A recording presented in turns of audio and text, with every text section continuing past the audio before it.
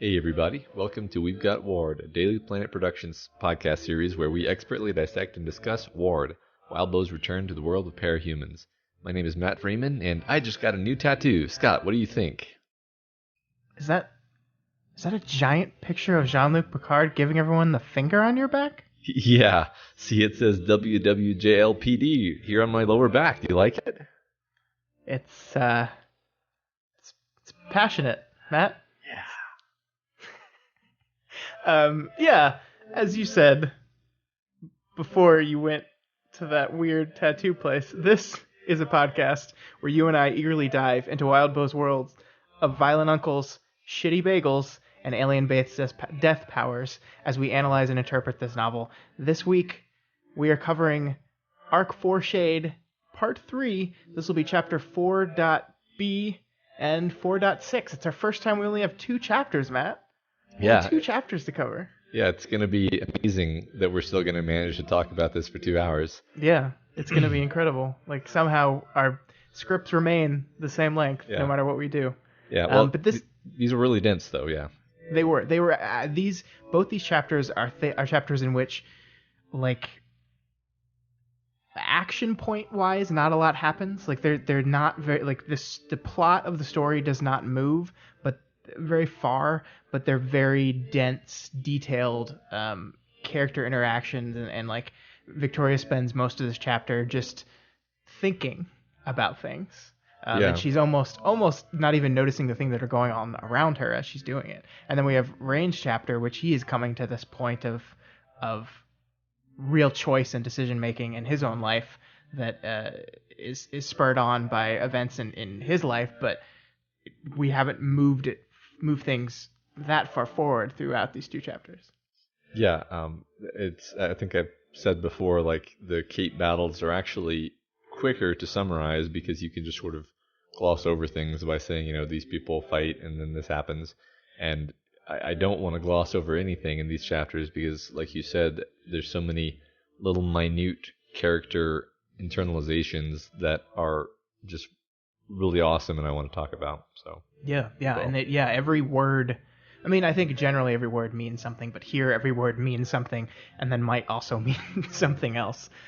So of course we're going to take a very long time on these 2 chapters because that's what we do. That's what we do. All right. First, let's get into that other stuff we do. Well, so no announcements this week, and I don't think that we screwed anything up last week.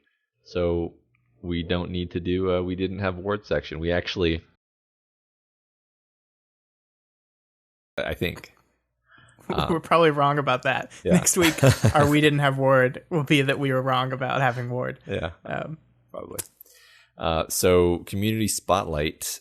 We're going to talk about the responses to the discussion question from last week, which was, if you'll recall, knowing what we know now, which member of the Misfit Toys is the most danger to themselves and others, and why? And we got a wide range of answers, which I really loved because they didn't all agree with each other, and that gives you a lot of food for thought to realize that there is no really obvious answer here. Yeah, I liked. We try to give. The goal with these discussion questions is to give something that people can talk about and debate about, and not necessarily there is a right or wrong answer. And I was happy with the range of answers we got. Yeah. So first from Dash Elgar, they proposed Kinsey, Chris, and Capricorn. Basically, the reasoning being that we kind of see what Kinsey's problems are at this point, and it's kind of clear. Ashley is actually kind of like Rachel in that she's like unstable, but like actually doesn't. She seems to have some kind of like circumspectness to her, and it makes it seem like that's kind of a red herring almost, that she seems so unstable. Yeah. Whereas Chris is the literal manifestation of emotional volatility, and he's very like cagey and defensive about it. So that's kind of why he's dangerous. And then as we've seen more of Rain, we kind of realize that he's not such a real danger to others. Oh, poor guy. Yeah. And then Sveta is, murder ball, but seems psychologically more stable than usual. But then finally, that Capricorn is two people stuck together who have a history of calling assassins on each other. So that seems worrisome. Yeah, so I think Dashiell Gerb said primarily Kenzie, Chris, and Capricorn, but also the censor kind of said everybody. Yeah, everybody. But those three, it's almost like the three we know the least about are the ones we're the most worried about. Which I think makes a certain amount of sense. You fear what you don't. The more you understand them, like if we had asked this question a couple weeks ago, I think I would have said Rain. And the more we've learned about Rain, the less, as we said last week, Machiavellian he is. He's just this scared kid that's trying to figure himself out. Yeah. So from Confusion Steep Hands. I always read this as Confused Steven Hands, and I have no idea why. That's how I read the name all the time. Yeah. Sorry. Guys, it's really too much to expect us to get your usernames right. I hope you realize that. So I think the answer here is that Rain is a big danger to himself because he's sort of given up. I think that's interesting because not only is he not capable of defending himself at the point that we've last left him, but he might not even be like psychologically up to it. I think that's a interesting thought. Yeah, and I think that reflects where we left him last week. I think the interlude this week shows a kind of U-turn on that, as far as the giving up side of it. Not his how effective he will be, but he very much like comes around to I am not ready to give up. I have something to fight for now. Yeah. And I can't wait to talk about that because I really liked his mini arc in this chapter we're getting to. Me too. Next from Tekken Forecast, they say Kinsey is the biggest danger. Similar reasoning to the people we just talked about. That she doesn't grasp social boundaries, and she's just going to become more of a risk over time. Actually, as she becomes more attached to people. Yeah. Again, kind of an agreement that Tristan/Byron are dangerous, but probably more dangerous to each other. I think that's probable, but I can imagine there being collateral damage in a conflict between them. And then Chris is just kind of a blank. Yeah. The Chris's are, I think, our biggest mystery right now. Yeah. My favorite part of their answer was, I think Ashley's the most stable of the group. Yeah. And they said minus Sveta, but I kind of agree with that, and it harkens back to the conversation Ashley had with Victoria right after their first little scrimmage. Like, you think I'm the most dangerous or I'm the worst one of these guys? You have no idea. And I think as we learn more about him, we're like, yeah, Ashley's right. Like, at the very least, Ashley has a sense of who she wants to be. I don't know if she has a full sense of who she is. I think that's something she's still exploring, but she has a clear image of the person she wants to be. Yeah, and all of her tantrums have been kind of all bark and no bite as far as we've seen. I'll change my mind, of course, if she blows off somebody's arm in the course of... which is very, very possible. Yeah, but we don't, like... She may just be blowing off steam and she needs to get a handle on it, and she does, and that's what we've seen. Yeah, so. Yeah, absolutely. I think this next poster, Literal Headcanon, I really like this answer, not because I agree or disagree. I think it's all interesting to think about, but because this is not something I had thought of, which is they say that the most dangerous / unstable member is Sveta. And despite the fact that she appears to be the best adjusted, it's because she's really good at coping. But actually, like, we kind of know this about her from Worm, that at any point her carapace or whatever could be blown away, and suddenly she's in like death mode and could accidentally kill some people and could have a terrible relapse. And I don't think Sveta would weather that too well at this point. Yeah. I mean, we really haven't seen that part of her tested yet. And I like the idea. We touched on this a little bit last week, but the idea that kind of almost oppressive optimism can be dangerous if it ever cracks. And I think we get, this is kind of a tangent, but we got another question last week, or a comment at least, talking about how We mention a lot that these people are just employing coping mechanisms instead of dealing with their problems and what we think they should be doing instead. And I don't think there's an easy answer to that. I honestly don't know. I don't know what the right path for these people to get better is. I don't think what they're doing is the best way to do it currently, but I honestly don't know the answer. Yeah, I mean, I think there are some situations where you can actually like resolve what the problem is, in your own, like, especially if it's like a traumatic thing, you can kind of do the therapy until you no longer have that problem, practically speaking.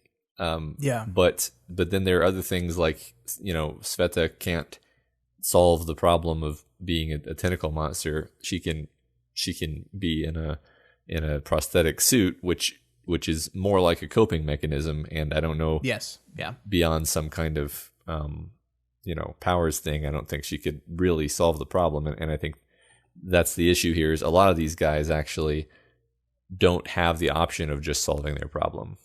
Right. There's no solution. It's just learning to live with the thing and what the symptoms are. And it's like almost learning to live with coping mechanisms. Yeah. Which is unfortunate, but there's really no other choice. This got me thinking though, their group therapy is either almost done or completely done. We haven't seen them go back. I think they kind of mentioned it once or twice, but we haven't seen them back in any kind of group therapy situation. Victoria was supposed to get therapy lined up by Jessica Yamada. That's one of the things she tells her right before she introduces him to this group. We haven't seen her mention that at all. Mm-hmm. Like, so it feels like, I think like, yes, while this group therapy session is over and splitting up, it feels like these guys still need to be talking to someone. Your problems aren't solved yet.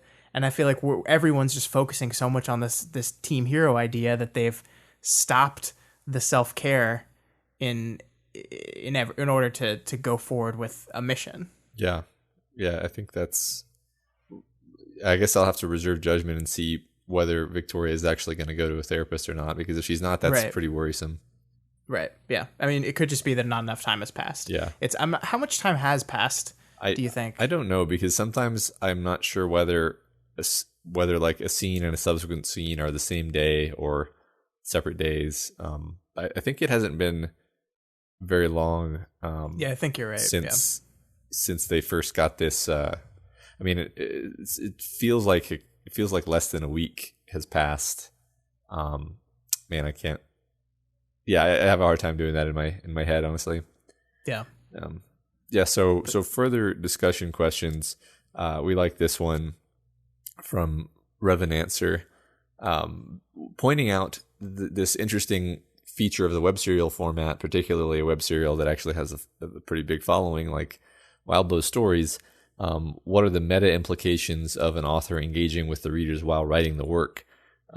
And this person has, points out some interesting things, like it kind of seems like Wildbow pays attention to how people are interpreting things, what people are getting and not getting, and then he adapts his subsequent chapters to either emphasize certain things or de-emphasize certain things or clarify certain things. And the Revenancer lists a handful of individual things that they suspect were adapted in that way. And I think that's probably true. And I think that's really interesting. And it is something that I had thought about and noticed before, but I think it's worth talking about. I think it's a kind of a superpower in terms of the end product that the story ends up being. Yeah. Yeah, no, I like this a lot. And this is one of those things that I was excited to be able to do when we're covering a book as it's being written, like we're doing now. This is something unique to this story that you and I have never really gotten to experience live before. And it is. I mean, like, you get to test things. You get to see, like, when you write something, you have what you want and you have, like, what you hope people will take from it. But you don't know. You don't know for sure. And he gets to write a chapter. He gets to tailor something a certain way and see how people are interpreting it, how people are responding to it. Are they getting what I wanted them to get? If not, do I need to hit that beat a little harder? Do I need to bang that drum a little louder and make it a little more obvious the next time around? And you get to make these real-time course corrections like that a person writing an entire manuscript and then sending it to an editor would not get to do. And that is definitely an advantage of this format. I think it can also be a detriment at the same time if you get too wrapped up into that and get too into the feedback and how people are interpreting it and lose like the focus and direction of the story that you want to tell. Yeah, I think Wildbow has actually mentioned that it can be a problem when you get feedback and there's like one or two people who are really vocal in their complaints about some particular thing, and they're essentially wrong, but it's really hard to ignore them and not let their complaining affect your thinking about your story. That does sound like a potential failure mode of this. I'm also reminded of a couple times in the So-Called Writers podcast when someone would point out something about a story that I had written where they basically noticed something that I had not intended, but I liked it so much that I was like, if I ever make another pass at this story, I'm going to be sure to include that thing that you talked about because that seems like an improvement on what I had intended. I wonder if Wildbow ever has the opportunity to do that kind of thing. Yeah, I think the opportunity will absolutely be there. I think the one thing that's great about this community is there is such a varying degree of viewpoints on stuff that you will see people take things ways you never thought they would. And yeah, exactly. There will be some ways that it's just like, I never thought of this character in that way. And you channeling that viewpoint to me changed how I felt about the character, and maybe I want to turn into that a little bit more. Mm-hmm. And that's really cool. And I think that's stuff that we should maybe try to pay attention to a little bit as we continue along in this journey. Yeah, sure. So the next comment from Kausubalu is about Kenzie, Houndstooth, and the concept of ableism, and they point out that basically what Houndstooth is doing is tearing apart a disabled person and trying to solve their problems without addressing the larger issues, and it's just kind of this like reductive approach to helping people, and I think it's more or less what Ashley is railing at when Houndstooth does it. I think it's a good post overall.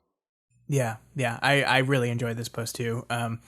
There's this part at the end here that I really liked was, for all that Tristan stubbornly insists that Kenzie is better now, Houndstooth is also consistently unwilling to concede even the smallest point about her. In his mind, she will never be better enough, normal enough, for working with her to be anything short of a full-time job. Once again, Houndstooth doesn't present Kenzie as a person, but rather constantly frames her as a problem. She's a problem which can be managed, but only with great difficulty and effort on the part of those around her. And that is, like, I think we got some comments last week about how we appeared to be like more supportive of Houndstooth's side of this whole thing, and I completely agree with this comment.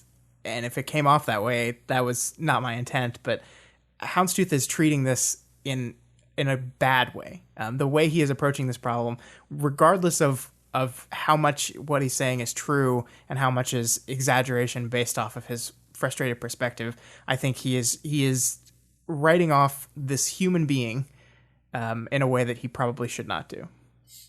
Yeah, I guess it's complicated because from his point of view, he feels like he's doing his due diligence, and if he didn't warn them about it, then Kenzie's gonna implode again. So yeah, it's definitely a strange, an interesting paradox. I don't want to write him off as a bad guy. I think he has only good intentions in this whole thing, mm-hmm. but he is approaching it in not the best way. Yeah, I agree. So Baker Jake pointed out the significance of Hollow Point as a peninsula, saying that while this works as a reason for the villains to immediately be suspect of the heroes walking through town, quote unquote, it also foreshadows that the villains of Hollow Point will have nowhere to retreat to once things go down. That's great. I feel like I registered that subconsciously, but not in a way where I was like, oh, that's going to be important, which is cool. Yeah, I completely agree. That's something that he pointed out to me on the Discord last week, and I had to just copy paste it and throw it in our notes that we hadn't even started yet, because I really liked that comment so much that I like, yes, it's a peninsula, but what does that mean for the story, and what is that hinting at towards the future of this area? And it's not pretty, Matt. Yeah, Sun Tzu says you always give your opponent a route to retreat so that they're not obligated to fight to the death. So yeah. Yeah. And then Macy talks about doing a worm reread and using the podcast as a scaffolding for that. And thanks for letting us know. That sounds really cool. And then they have a few further comments, like, for example, something that I think we mentioned offhand that like Ward is extending the main theme of Worm. It's not just like, oh yeah, this is the same theme again. It's an offshoot of that theme. It's an evolution of that theme. And right. I don't know if that's something we could definitely afford to talk about more, because like it's a sequel. It's a literal sequel, and it's also a thematic, like spiritual sequel, in terms of like, yeah, we addressed what we needed to address in Worm, and now we're dealing with the aftermath of that, both plot-wise and theme-wise. Yeah, I completely agree. I really liked this comment. I really like the idea of that. Like, it's very easy to just do a sequel and say, I liked this world and I want to live in this world right. again. So, well, not literally. I definitely do not want to live in this world. But I want to exist in this world again, and that's why we do a sequel. But it's not just, this is a cool world, let's play in it again. It's let's carry on the things we were talking about. Let's allow those themes we were talking about to carry on into the next natural extension. If a lot of Worm is about tragedy and trauma and the consequences of these things, then it makes sense that you have a sequel that is dealing with the aftermath of those consequences and dealing with how you recover from that, how you move on from that. It feels very much not just Worm 2, it's its own thing while still being an extension of this main idea. Yeah, absolutely. This poster goes on to mention the colonialist aspect of Earth Gimel. And, just we got kind of almost a throwaway mention of the fact that Gimel has native humans on it. And no one here seems really concerned about the fact that they've stolen their land and are colonizing it. And, obviously there's extenuating circumstances involved, but I can't help but think that there's going to be some themes going on relative to this existence of the natives. Yeah, and I, to be completely honest, registered that throwaway line and then just did nothing with it, like in my head. Like I just said, oh yeah, okay. But yeah, that is something that's, I think, ripe for exploration, because they are colonizing this place that doesn't belong to them. They came here in an emergency and just set up shop, and it's ours now. We claim it. And I think there is going to be some interesting conflict that stems out of that, potentially. We don't know. Yeah, I mean, yeah. Even if it's not Gimel itself, we have this multiverse now that's all open to each other, and there's going to be conflict stemming from ownership of land and property that stem from those. I think no matter what. I mean, we're already seeing one kind of. Yeah. I think it's just so rich for possible conflicts, and I feel like some of the stuff in Glowworm was foreshadowing for conflicts with settlers in corner worlds encountering natives and having conflicts. I believe that was mentioned in Glowworm, and that just that was the kind of thing that got me very excited reading Glowworm. So about what could lie ahead. Absolutely. Especially when the robot army is slowly advancing and we have nowhere to run. And oh my God, we're all gonna die. Yeah, definitely. And then they wrap up by asking if we're gonna see a fire axe in Ward. I mean, probably. I mean, who doesn't want an axe that's on fire? If we see Imp, yeah, you can use her signature weapon. How does she keep it on fire, Matt? I don't understand. It's probably Tinker made. Yeah, you're probably right. She probably has a minor Tinker power that allows her to make that fire axe work. It's got to be. Yeah. It's the only logical explanation. Yeah. All right. I'm going to edit the wiki. Put that in there. And then the final comment, we got an email question submitted by Sammy saying, does the way the clones were portrayed in Worm change the way you look at Ashley? Or the inverse, does it make you look back on the way the clones were treated and systematically murdered with a harsher view? And I would actually extend that myself to say, does it make you look back on how Nilbog's creatures were exterminated with a different view? Definitely. I mean, we now know that those beings are sentient people, which we kind of knew, but now that our nose has been rubbed in it, it's very difficult to just be like, to see it as anything other than terribly sad. Whereas at least before it was like, oh, they're just like orcs. Nobody cares when you kill orcs. And that's, I think, one of the strengths of this story, right? Is that like every big comic book story has the huge army that our good guys have to fight because we gotta show how cool they are by killing all the mindless robots. Exactly. Yeah. And Worm does that too, but then we don't leave it at that. We can't leave it at that. It's not just, here are these mindless clones that we slaughtered. Let's talk about them. And I mean, even in Worm itself, like we had Echidna clones and we had Taylor take moments to recognize that these are still people.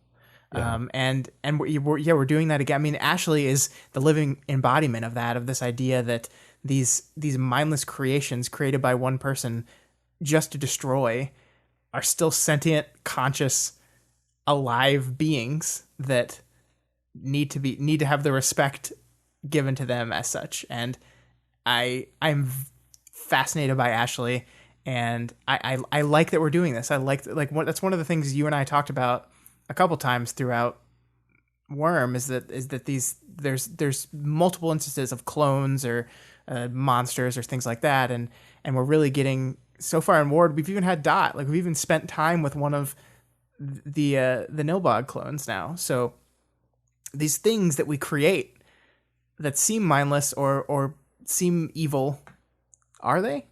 No. Yeah, I feel like the least ambiguous is probably the Echidna clones. Like, I feel like you could make a good case that it was ethical to just put them out of their misery because they were just like, there was not going to be any fixing them. Right. But that doesn't mean it was like, that just means it was a horrible thing that they existed in the first place. Like, that was just horribly sad that they were created in the first place. Yeah, and I think that when I made comments like this about the Echidna clones, I got a little pushback on that. And I never thought like killing them was probably the thing you needed to do in the moment, but I don't think we should write that off as it's fine because they're evil mutant like doppelgangers. And that probably could have gone differently if we had Witness as a continuing character. That could have gone any which way. So all right, that was a big load of comments to discuss. It was. We had such good ones this week, so we wanted to take the full half hour on the comments section, and we did it, Matt. I'm looking at the clock right now. We did it. Rolling over that half hour mark right now. All right, so there's an update on the bonus chapter status. Scott, did you want to walk us through this? Yeah, I think we just I don't know how often people check the websites and check the Reddit that listen to this podcast. So if you want to use us as like your news source on this stuff, we can start doing this stuff too. Because there was an update on the bonus chapters. The first upcoming bonus chapter will be this Thursday, February 22nd. I think the goal has been reached for that, so there will be a chapter this Thursday. So next week, Matt, will be another 3-chapter one for us. All right. And the next one will as well, because another bonus chapter is going to be on March 1st, on Thursday after next. Okay. So we'll have another 3-week chapter. And the third bonus is still not met. It's getting there. It's going to be sometime next month. So you can check that out at parahumans.net. And I think just click on support, right? And you can see all the information about how far they are along. You can make these chapters happen, guys. You should do it. Yeah. So we can cover more. Totally, yeah. Because I like 3 chapters. And I admit that I don't check that. So So thanks for pointing that out, Scott. Yeah. And we want to do one more thing before we started. I think every week, Matt, you and I have said, as we were preparing the podcast, we should plug the audiobook. Yeah. And then we've never done it. So I don't know how many people here are or are not aware of Rain's audiobook project for Worm. But if you're not aware, he's doing the same thing for Ward. And he's releasing, I think, 2 chapters a week. And he's on the first arc right now. And they're great. They're, of course, like I love them. I listen to them each morning, even though I've already read the chapters. It's fun to go back and listen to them. And I've actually used some of the stuff in my re-listens as we were preparing because it's fresh on your mind. When you're like, oh yeah, that happened. Yeah. The quality's great. And I don't know. I just find that listening to stuff, I'll catch different things than I caught reading it. So I think it's definitely worth doing. I completely agree. And I think that's Parahumans Audio. I believe so. Something. Hold on. We're ready.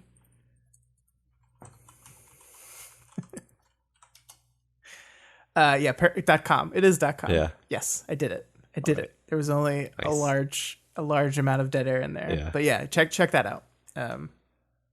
It's cool. We're finally ready to talk about That's right. Ward, Matt. Opening up chapter 4.b, and we're returning to Rain for another interlude. And I admit that I really like this idea of having like a background character who's focused on by the interludes and not just sequentially, but sprinkled throughout the arc. It really allows the arc to kind of highlight certain elements of what's going on with Victoria by contrast, almost via counterpoint, like in music. It's really, really cool technique. Yeah, I completely agree. I like it a lot. It is, there's a certain rhythm to it too. And I'm actually not like, I don't know why it didn't occur to me that there's definitely going to be another Rain interlude, because the whole naming structure of 4.a is reminiscent of when there's 2 chapters by the same guy. And we might even have, I think it's very possible if we look at patterns, we could have 1 or 2 more Rain interludes throughout this arc, because each one has covered a different point of view in his memories. We've gone through Snag and Cradle, so we've got at least 1 more. Yeah, I don't think they get dreams from of 5, so we might get one. We might get one from Love Lost. Yeah. I would love it, because I love I'm loving these Rain chapters, and I think one reason maybe that we didn't expect another one necessarily was that this is unusual. This is not something that I think was done in Worm at all, where you return to the same interlude character a second time in the same arc. Not out of sequence. There was the Golem interlude. Had a pair of them back to back, but no. Right. This is newish, and it works really well. I think you're absolutely right that we bounce back to Victoria, we see how she's doing with the rest of the group, and then we focus on Rain, and things that happen to Rain reflect literally on what's happening with Victoria and her team, because things are kind of coming to a head there, but also you are right metaphorically, and I think we should try to point those out when we see them. Yeah. So Rain returns home to the fallen settlement via sputtering pickup truck. He sees a bonfire party in the distance, the kind of nighttime party where older kids can flex their independence within the boundaries of the community. He thinks that he's let the whole day slip away. Turns out he didn't actually go home after he left the MFTs. He just kind of puttered around. So we're abbreviating this now, Matt? Oh yeah. That's where we are? Yeah. Okay. I really like how this opens. I like how we're right away like emphasizing how much of an outsider he is in this community, which was something that like was hinted at in his last interlude. Like we saw how people looked at him. But now we're seeing like a textual, like Rain has now fled from the safety of his friends to hide with these people that he doesn't really like anymore, and they don't really like him. But I like that even in that beat, we still make sure to mention that there has been a time when he wanted to be one of the older boys at these little parties. Yeah, definitely. He and something happened that changed it, and we still don't know what that is exactly, and we're so curious. Yeah. We are going to learn exactly why Rain seems to be so low on that totem pole in a bit, but there's also parts, like there's parts of and hints of it here that if he just participated, if he just played in this game, if he just joined this bonfire, like he'd be ribbed at, he'd be made fun of, but he'd be a little more accepted than he is now. I really like the whole quote here where he's talking about the bonfire, and he says, were he to visit, he'd be grudgingly welcomed. He'd be expected to laugh at the jokes, to agree with the things said, to play along. He would be expected to take the ribbing and the jokes at his expense, and there would be a lot. He would be expected to keep the unspoken contract. Adults let those kinds of gatherings happen because the people who attended played along. They didn't complain too much when came time to do something with or for the sake of the community, the tribe, the gang.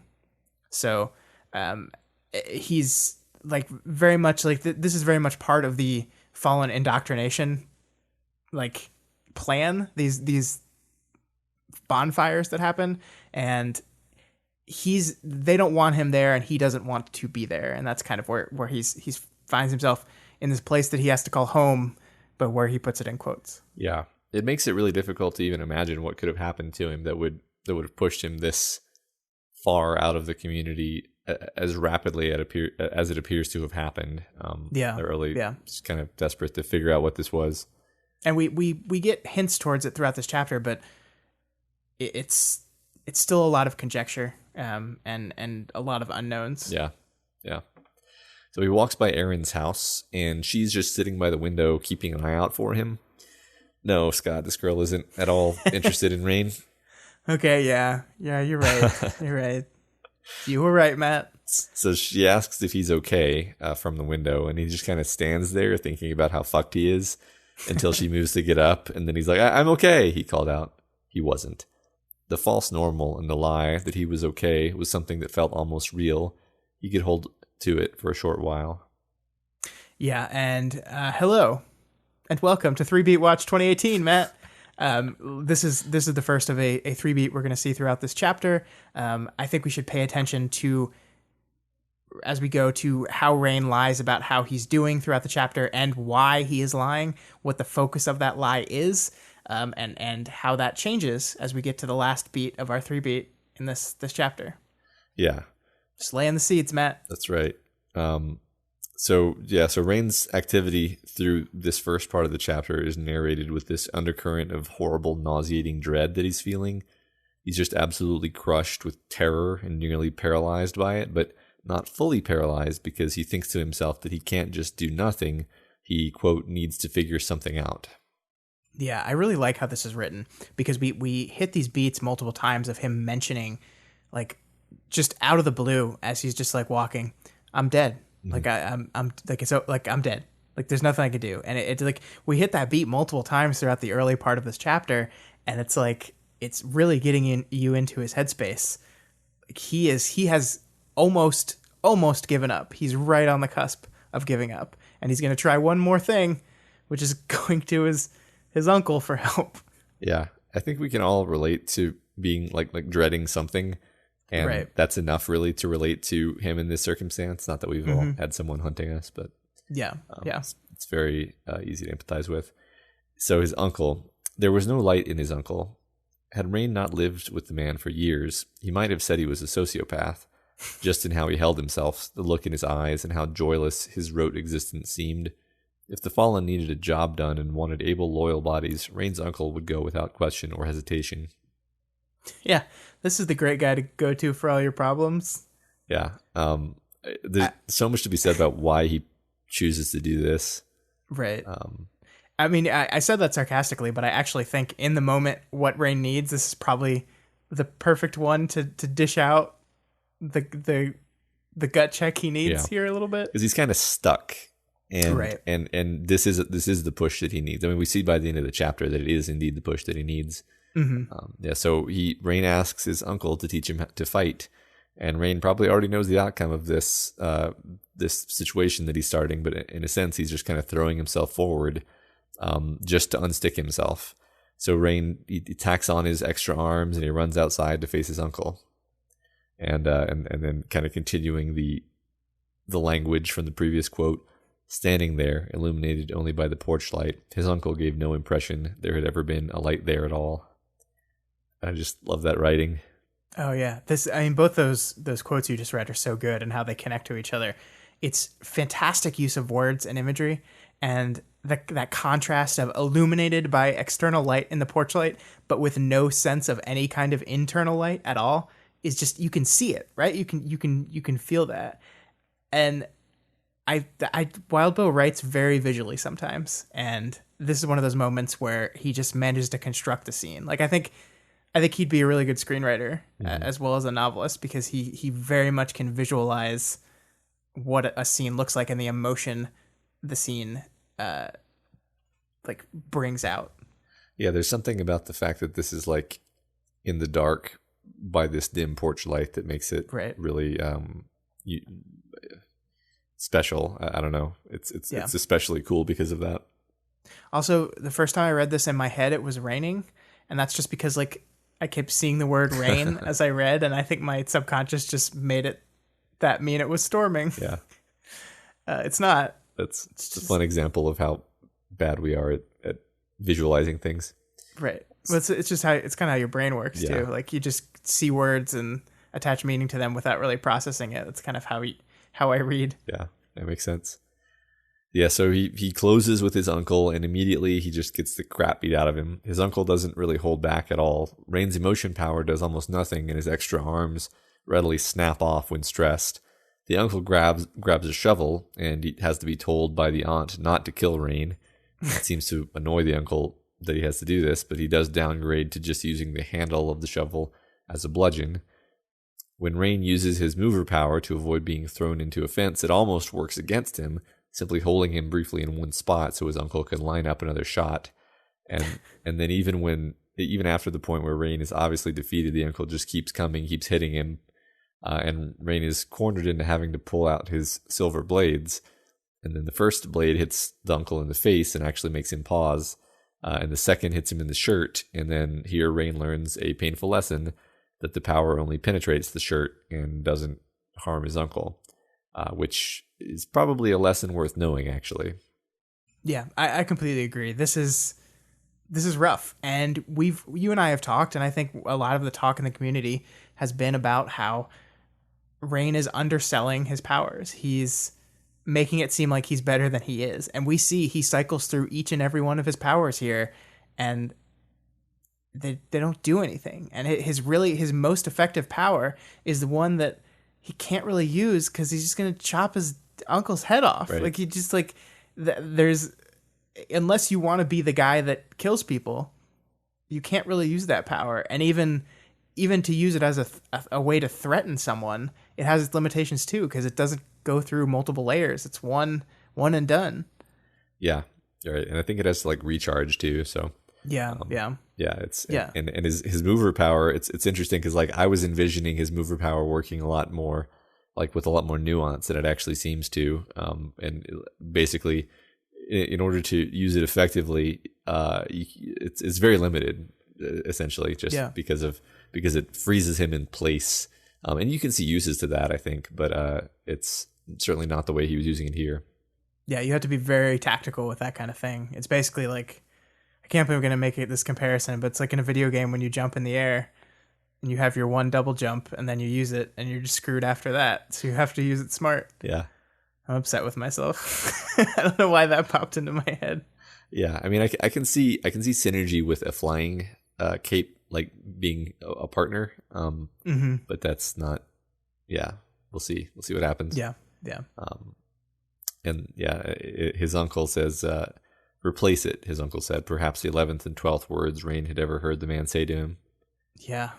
Man, like the impact of that is felt really bad. Like the fact that we take the time to say 11th and 12th, the specificity of that phrase makes the impact of those words felt even more, makes them hit with weight. Yeah.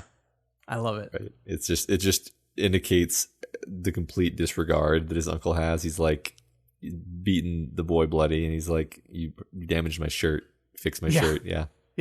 Yep. And then of course Allie asks if he's okay and Rain replies, "I'm fine." Yeah, which of course that's our second beat. Someone has asked him if he's okay again, and he lies again.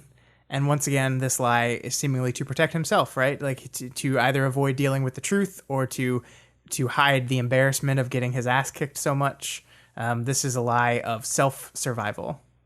Yeah, it's interesting. Like, there's also kind of no point in telling Allie, like, I'm doing horribly. I'm absolutely horrible, because she doesn't really care. And it's not that she doesn't care because she's callous. I mean, she kind of goes on to explain exactly what's going on. Like, she says, I know we're not close. I've probably been shitty to you. Better than a lot of people, he said. I mean, I'm not in a position to ask any favors from you, she said. Leaning over the fence, still hugging it, he stared down at the dark grass on the other side. He didn't respond. But I really, really need you to get your shit together, his cousin said. And then she goes on to explain, which Rain already really knows, that nobody wants him to marry their daughter because of his crap standing in the community. So she'll end up getting paired with him, and which kind of primes us on the idea that, or rather, she goes on to prime us on the idea that Erin's going to be paired with some 40-year-old who's close to the leadership because she's actually attractive, and that Rain doesn't have a chance with her, which is mild foreshadowing for what happens shortly. Yeah, and here is also where we understand the dynamic of Rain and the rest of the Fallen Capes, right? Because we know that powers in this organization are revered. The Capes are the highest rung of the social ladder, but then why isn't Rain loved and respected like this? And Allie answers it, as she puts it, he managed to put a rung on the ladder that's even lower than the unpowered, the person with powers that suck. Because if you have shit powers, you're not going to trigger and get other powers. You have no chance. Yeah. And that's Rain. He's worse than an unpowered person. He's worse than a failure. He's a dude that should be revered as a god amongst these people, but sucks so much that he isn't. Yeah. The best they're going to get out of him is maybe he can have some offspring who end up having powers that are worth something. Yep. Yeah. His lack of self-esteem makes so much more sense when you see how all these people view him. Yeah, it's just this vicious society where it's just kind of a eat the weak type mentality. Yeah. Power is valued above all else. Yeah, right. Power and powers. Yeah. So Rain tells her that he'll figure it out, and Allie helps him gather up his arm fragments, and he takes them inside. His alarm tells him to go to bed, but he's too hurt to make it to bed in time, and his consciousness is snatched away before he makes it to bed. Yeah, which is one of the answers to a kind of an open question I had, which is, what if you just stay awake? Yeah. Do you not have to deal with Sleep this during stuff? the day, yeah. Yeah. And it's so much more complicated than that. Like, you just pass out the appointed time. Like, you can nothing to do. Like, so you can never do like a night mission. This guy can never do a night mission, and he has to build his entire schedule around this thing happening to him every night, which actually could be used as a strategic advantage if you know the same thing is going to happen to your enemies. True, yeah. But of course, they're getting a cape who does stuff with sleep powers, so who knows where that's going to lead. Yep. Probably nowhere good for Rain. No, definitely not. Yeah. So it turns out that it's Cradle's turn tonight. Cradle's dreams are more abstract than Snag's were. We don't get the same replay of the fire. Instead, we get impressions, other elements of Cradle's life, filtered and interpreted through the language of the disaster. People from his past, screaming, sounds of a stampede, broken glass pouring from their mouths. But we do see some snatches of the actual event and just before it. Yeah. Yeah, so just things he's seeing, like it's even of a similar vein. Unrealized potential, as far as I can understand it. Report cards, teachers, father figures, they want something from him and he doesn't deliver. He doesn't hand it over. I pulled this out because Rain is basically has the opportunity to psychoanalyze Cradle here, and he's pulling together all this information from his dreams that is kind of creating a profile that could potentially help him fight these guys. Yeah, which is a pretty fascinating piece of new information here, isn't it? Because we knew that they had these dreams each night, and we assumed the dream was just reliving the trigger event. But now we see through Cradle that it's more than that. It's getting a picture of who they are and what they've gone through. Their previous traumas, the things that happened to them before this central trigger-causing trauma, are reflected in the flames of the small fire thing. Which means the inverse is true as well, that if Rain is able to psychoanalyze Cradle, it means the rest of them are able to do the same thing with him. So understanding, we're getting more and more understanding of why they might hate him so much. Yeah, it's interesting that they still hate him, even though he's like a very different person now. But I think he did mention at one point that the dreams are selective in what they show. So they probably don't show him, being a sweetheart to Aaron or whatever. Well, yeah, and I mean, there's we haven't seen whether or not the dreams show anything post trigger, right? Yeah. Like we've seen with Snag, we saw the trigger event itself. With Cradle, we saw things that tended to indicate things in the farther past than just the mall explosion. So they might not be able to see anything post trigger, so they might not know how different he is at all. Yeah, good point. Which actually would fit in pretty thematically, because you're hooked into what the person was before, and you can't see who the person has become now. Yeah, which slots into our themes very nicely. Yeah, just stuck looking backwards. Great catch. Yeah. So yeah, he does get some flashback imagery of the attack. He sees the redheaded woman, love lost, berating her child for being late, and then there are 3 explosions. And again, we get that note of close by, a woman screamed, and the sound was prolonged, multi-part, which is similar language to what to how Snag described this one particular scream that he heard. Yeah, and then, which I originally thought was going to be love lost triggering, since her power is related to a scream somehow. But I don't know anymore. This is just something we've hit in each one, so I think we'll see. There's going to be a third beat of this, absolutely, because we have to see things from Love Loss's perspective, and I'm wondering if that is her, if that's someone else. I suspect it's still this mysterious 5th person. Yeah, I suspect it is her, but we'll see. Yeah, I think so too. So now they're in the room, the Pentagon, and Cradle is feeling chatty. Rain thinks about how it's always rougher when it's your night. So Cradle talks about how Rain infected the rest of them with his evil. Love Lost wasn't evil before, and Snag was even a bit of a hero, and now they feel that they've been infected by him. Yeah, this is an area we've touched on a little lightly, but we really haven't dove into it in detail yet, because there's this idea that Rain believes that the personality changes that he has undergone have been a result of some sort of personality bleed created by the cluster trigger, that his emotions have bled over into the rest of his cluster and their emotions have bled back into him. And we see here now that Cradle believes this to be true as well, that they are bad now and it's his fault specifically. And I'm interested in this, and I've seen a fair amount of debating over this, whether this is literally true, if this is like actual real like shard-induced personality bleed, or if it's just those forced perspective shifts that have changed how you view things, how you look at things. But I think here we actually see a little bit of evidence towards the former, that this is actually just literally like a shard-induced personality bleed, because we've learned a little bit about Cradle, right? We've learned that like he's a person. We've learned about this unrealized potential, this like the idea that he was not meeting the potential that he had, that he was disappointing people, that he was not living up to expectations. And who does that remind you of right now? Oh, interesting. Yes, it's someone with low self-esteem, you could say. Yeah.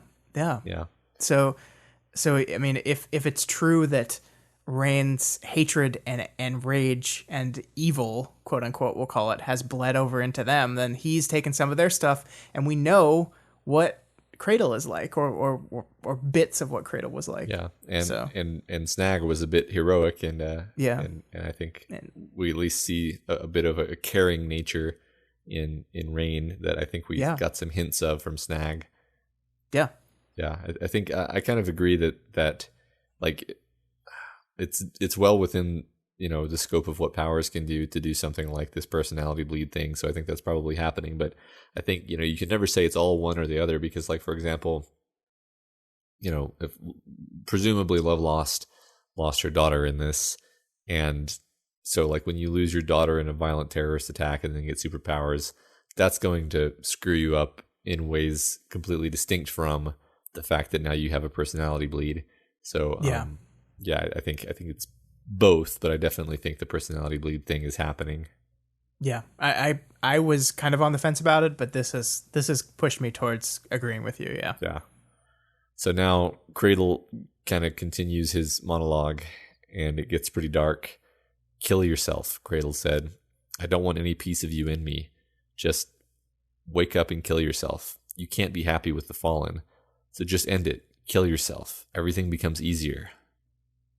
Yeah. This really fucked me up, Matt. Yeah. This was really, we don't even get to see all of it. Like, we hit this repetitive beat. Wildbow hits this kill yourself repetition like 8 times throughout these short paragraphs. But we know that this is like, we get to leave it. We're lucky. We get to say, okay, we're done with that part of the chapter. Let's move on. Hooray. We don't have to live this. But we know that Rain does. He can't wake up. He can't leave. He can't stop anything that's happening. He's just forced to listen to this over and over and over again. And there's nothing he can do. This is awful. Yeah. Yeah. This is also another very kind of cinematic scene. You can really imagine just this person saying it over and over, and he like wanders to the back of the of his area, and can't actually escape it. Yeah. So the next morning, we skip a bit of time. Rain has woken up and gone to church as ordered. Mrs. May is the speaker, and she's a respected member of the community, but she's also a harpy, and her sermons appeal more to the misogynist element. Once again, I would like to offer my sincere apology for giving Victoria any bit of hard time for reacting rather negatively to the idea of the fallen still existing. I am sorry. I am very, very sorry. You were right. The fallen are terrible. So an acquaintance, Lucklin, approaches Rain and Allie outside. Lucklin seems like a nice enough guy. Yes, but Matt, it's time to go back in time. It's time to travel back. Oh yeah, to the prologue and find out why this name sounded so familiar to me the first time I heard it. And it's because in Glowworm Chapter 3, they're reading an article about the Fallen, What You Need to Know, and forum thread. And in this column, there's a lot of talk about Lachlan Hund, who was supposed to be one of the people that was kidnapped in a power-assisted kidnapping and abduction, and Lachlan's family says he never showed any pro-Fallen sentiment before this. And let's see, let's hope he hasn't been totally brainwashed into this organization that clearly kidnapped him and took him into it. Yeah, and now he's a poster child for it. Oh God. Yeah. What? Lachlan asked. Be fair, come on. Rain's one of the esteemed. He's blessed with power. He's like nobility around here. I'm just pulling this out as full confirmation that no, the Fallen aren't prejudiced against capes. But I think we knew that. I think that was just me trying to throw a Hail Mary.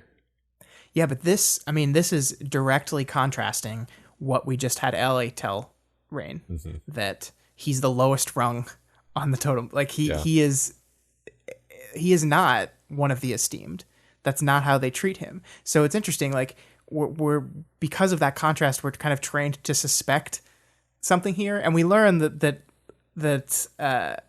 Lachlan's asking, like he's possibly buttering him up because he's about to ask him for a favor. So we're kind of the contrast between how Allie described him and how Lachlan's describing him now is stark, and that allows you to kind of suspect that something might be going on here.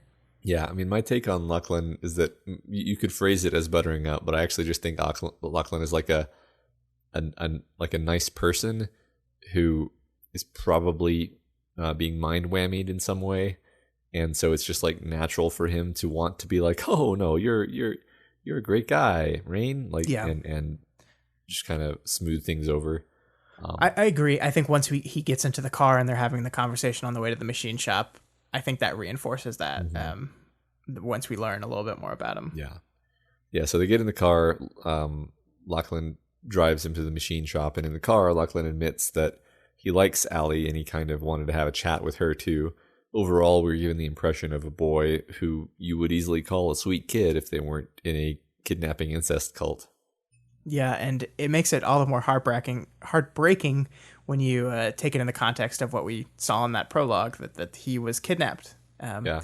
Like you said, poster boy of the fallen. He seems to be fully indoctrinated now, but is also a good person. Because you're right, he is being nice to Rain. He does need something from Rain or want something from Rain here, but I agree that that's not all this is. This is him. Like, he might be indoctrinated, but he also, like, respects Rain as a person and is nice to him, and also seems to be fully buying into the whole superpowered people are revered thing. Yeah. Like, he doesn't get into the politics of it about, like, well, no, your powers are shittier. He just kind of seems to be fully bought into it or brainwashed into it that he just totally is into that. I expect that we'll find out more about what's going on with him exactly. Yeah, I mean, there's we did not bring him up in the prologue just as a throwaway reference. Right. Yeah, I agree. Yeah. So then Lachlan also admits that he's also a bit sweet on Nell, who has power, which I wasn't 100% sure if that meant power as in parahuman. What do you think about that? Yeah, that was my read on it, because the way he describes it, like, he describes Rain as blessed with power. And then Nell, he specifically says she has power too. So the context of that seems to imply that, yeah, they're both capes. I think so. But it could be like a play on words that she has a different kind of power. Yeah. But I think it feels like it's cape power. Yeah, I think so. So then they pull over, and Lachlan wants to show Rain something and ask what he thinks about it. So he takes off his shirt, and his entire back is covered with a giant tattoo, which is described as having the text in giant letters, Jesus Virgin Motherfucking Christ, with two hands, middle fingers extended, were on Lachlan's shoulder blades, the fingers pointing up and outward. Each hand had a nail through the center. And the compliments that Rain gives him in response just totally cement him as my favorite character ever. It's big, Rain said. And then a little bit, it's very high quality. I see a lot of bad tattoos around here, and that's... The lines are straight, and the shading of the letters are good. It's just so endearing. So yeah, Rain is saddened to realize that Lachlan thinks Allie will actually like this grotesque tattoo. Yeah, it's awful. And tying back to, once again, that he was kidnapped and indoctrinated in this thing, and now he's got this permanent symbol of it on his back, covering his back. Like, this is what this place has done to this guy. Yeah. And he is a fallen now. And I Rain doesn't specifically mention it here, but I bet he sees a little bit of himself in Lachlan, like in his old self at least. Yeah, I bet so. Makes me wonder, like, I don't want to conjecture too much, but like, it does really seem like there's some kind of master power at work. How do you, like, is it meant to just be indoctrination, like normal cult indoctrination? Because I don't see any reason to assume that in a world where you not only have powers, but you know that Veil 4 was a fallen cape and powers run in families, and there may be something else like that operating here. Yeah, I mean, that is very possible. I think seeing kind of, if it is, it seems very selective, because like we see Erin is very much not indoctrinated. She's very much not really up and with all this stuff. So it is very possible that could be. I think in a world like this, having someone with a master type power would not surprise me at all. But I don't know. I haven't seen anything that says yay or nay on that. Yeah, right. I mean, just like there's small things that you could read that way, like Erin's parents becoming more devoted, but actually that's just something that would happen even without K powers in play. So. Right. I think that's the problem, is like cults are so freaking good at brainwashing people that even if they don't have powers, it could work just as well. Yeah, right.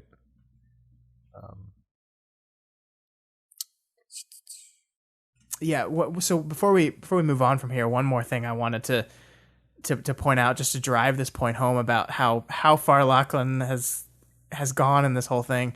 He as he says goodbye, he casually mentions the bonfires again. Like, Rain is like, "Do you want me to ask her about the tattoo for you. And he's like, no, I'll probably see her at the bonfires. And we have to recall to the beginning of the chapter where we realize that the bonfires were part of this indoctrination process, that they were there to make sure that people kind of became part of the group and felt part of the group and went through the trial by fire of being a member of the kids group here to make them more compliant and feel like more of the group and be more willing to do stuff for the sake of that group after they've gone through that ribbing and kind of hazing. So so we see that he's totally in it here. Yeah, absolutely. So now Rain heads to the machine shop, hoping for a bit of a break from all this craziness, but Aaron is inside crying, and he asks, "Are you okay?" She jumps slightly at the words. She hadn't heard him come in. "No," she said. So she has no problem with letting him know when she's not okay, which means that she's assertive and is communicative, which he is not. Yes. So she explains that she's crying because she had a run-in with Tim, who I'm interpreting as being cape name Seer, named after the demon. He wears the head of the preserved head of a horse, and he's 40, fat, and ugly, but he's not somebody to cross. Awesome. Yeah. And then she asks if he's okay. "I'm okay," Rain lied, "and you're not. Can I do anything?" Yeah, and this, Matt, this is the end of our 3-beat. And I love this so much because we see here, like you said, when Aaron is asked if she's okay, unlike Rain who lies, Aaron tells the truth. No, she's not. But more than that, we see Aaron then turns the question back around on Rain one more time. The third time someone has asked him, "Are you okay this chapter?" And Rain lies again. He does. "I'm okay." Rain lied. He lies for the third time. But this time it is a little different. And if we look at the traditional 3-beat structure, we see that, like we've said before on this podcast, the first beat establishes, the second reinforces, and the third one subverts. So what's being subverted here? Well, the first time Rain lied, as we said, he did it for himself. He said that the false normal and the lie that he was okay was something that felt almost real. He could hold on to it for a short while. This was about coping. The second time was much the same. He had just gotten his ass beat, and he had just realized that even when the chips were down, even when he was pushed against a wall, he is completely ineffective and unable to defend himself. He is fucked. He is very much not okay. But when asked once again, he says, "I'm fine," to stave off that embarrassment as another coping mechanism, as another way to get through it. But here, he's asked once again, and he lies once again. But this time it's not about him coping. It's not about staving off embarrassment. It's not about pushing someone away. It's about, when he lies this time, he does it for someone else. He does it for Aaron. And there's a big difference between a selfish lie and a selfless lie. And the lie that Rains gives right now is because he understands that Aaron needs someone who is okay, because she is not. And the lie gives him the strength to make the important decision that he comes to make here and throughout the rest of this chapter. And I think it's so wonderful the way we set that up. That's some good analyzing there, Scott.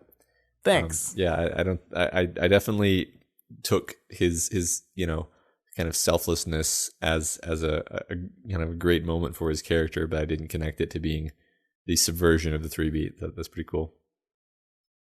Yeah. So, what happened apparently was that Tim made a sexually suggestive comment to Aaron, and she told him to go fuck himself. She's the best. Yeah. Which was a bad move though, because he's powerful. It's very bad. So Rain tells her that she needs to leave, leave the Fallen, get out of here. But she explains that she can't leave her family behind, and they are too bought in and too broken to leave. Rain has a hard time grappling with that. He can't really imagine having a family that he cares about or who cares about him.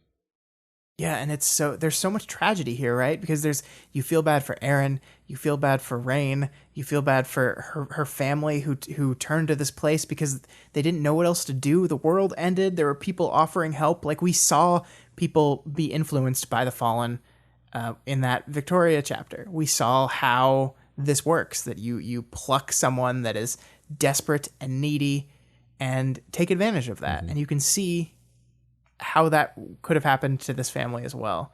And it's so awful. And I love that you take this. So we take Aaron and we take Lachlan, who we have one person that was completely brainwashed, who was kidnapped and completely brainwashed. We have another person who, whose family was kind of conned into this, and they're both good people. And I think like part of what I think we're trying to do here is say that like the Fallen as an organization is terrible. It's awful. It's wrong. It probably needs to be destroyed. But there are a lot. The people that are in here are complicated. The people that are members of this organization, how they got there one way or another, is complicated and complex. And considering that Rain is one of those complicated, complex messes of people that's still technically part of this organization, I feel like that's what we're establishing a lot through this chapter. Yeah, like it's an organization that perpetuates itself by making people into victims and then turning them into the kind of victim who, out of their own terror, perpetuates the aims of the organization. Right. So right. 'Cause I was going to say this is an organization with a lot of victims in it, and you don't just necessarily want to wipe it out in terms of like killing everyone, right? But it's like, yeah, I mean, when you grow up in a situation like that, you almost are a victim, or perhaps you are a victim. Yeah. It's very, very complicated. Yeah, like you said. Absolutely. And I'm really, really anxious to see how Victoria reacts to this, because she's made it very clear how she feels about the Fallen in general. She's going to be confronted with the Fallen very specifically here very soon, and I'm interested to see what that looks like. Yeah, and I don't know if I'm too optimistic about it really, because I mean, I've seen some people talking about how she does have a bit of a simplistic worldview in the sense of seeing people as being villains and heroes, which I think Worm, if anything, has already kind of dissolved this whole dichotomy of heroes and villains as being like concretely useful labels. So I don't think Victoria will react too well to this. Well, and that's a great tie-in to what we see Victoria talk about in the next chapter too, because she is dealing with this idea of bad guys are easy. Bad guys, you punch them. Yeah. Like it's easy to take care of them. You fight them, you take them down, and you start getting in these shades of gray, and it gets more complicated and complex, and it's just it's a mess. And we'll get into poor Victoria's mess in a minute here. Yeah. But for now, we have this moment where he put his arms around her. He never imagined such a thing could feel so horrible and harrowing. The horribleness didn't even have anything to do with his injuries, that every point of contact hurt. It wasn't his body that hurt. Yeah, this, I think, is a really important moment to demonstrate that Rain's feelings for Aaron are not just this like teenage hormone-induced obsession, that there's some like real feelings going on here. Yeah. Because like we had in the previous chapter, like he would freak out just by her standing there, and there's no moment where he's like, "Oh my God, I'm hugging Aaron. Yeah. This is so amazing. I'm hugging this person." No, this is horrible and harrowing. Mm-hmm. Where he's getting physical contact with this person he loves, but it's all in empathy. Like it's all in how bad he feels for the things that she's going through, and that is huge. That is huge for Rain. Yeah, and he just wants to help her. Yeah. So we skip some time, and Rain calls Mrs. Yamada and tells her that he's not doing great, which is him telling the truth to someone finally. Yeah. So she tells him that she can talk longer if he can wait an hour and a half. And he thinks he reached out and there was a reach back. He had that. Yeah. Yeah. Thank God. Yeah. Thank God Rain asks for help. Which echoes, Victoria talked about reaching out, remember? Uh-huh. Back in when she was searching for something to do, you align yourself with the law. If you don't do that, you align yourself with what feels right. And if you can't do that, you reach out to someone. Mm-hmm. That's what Victoria said. That was kind of her mission statement. And whether or not that was something she explicitly told to Rain, maybe that's something that rubbed off a little bit. Good job, Coach. That's cool. I like that. I didn't make that connection. Sweet. So Cradle, I'm going to pull out this longer quote because I just love how this wraps up. It's really good, yeah. Cradle had described him as a monster. He wasn't sure if he was, but as he sat at his work table, trying to work quietly, he imagined he was willing to become a little more monstrous if it meant saving the likes of Aaron from becoming a lost soul like Lucklin. His tinkering might have been limited, but he had other skills. He'd survived in places more rustic than this for a time. He could make blades. He could make traps and snares. His scrap with his uncle had taught him he couldn't win a fair fight against even the unpowered, not with his powers being what they were. He'd draw on every resource he had to keep it coming down to a fair fight. When he went back to the group tomorrow, it would be with a different mindset. I pulled this out, this whole bit, because it's a wonderful, kind of humble badassness. Like a character who's really strong, preparing to kick ass, isn't nearly as badass as a character who sucks at fighting, nonetheless stealing his resolve to fight, despite his weakness. Yeah, And then, of course, it's also tragic because this sweet kid has been pushed to this point of desperation. Yeah. It's so great and awful at the same time. And if we once again go back to that 3-beat, it was him caring about someone else. It was him becoming concerned for someone else that allowed this transition to take place.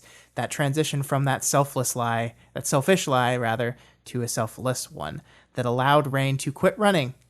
He has a thing to fight for now, and it's not himself. He's not just doing this for himself. It's for someone else. It's for Aaron, and that is noble and kind of awe-inspiring. But while you're right that it is kind of empowering, it's also really troublesome. Like, he's admitting that he's willing to become a little monstrous if it means protecting this person he loves. And what will that do long term for him, right? Like, where will that lead him?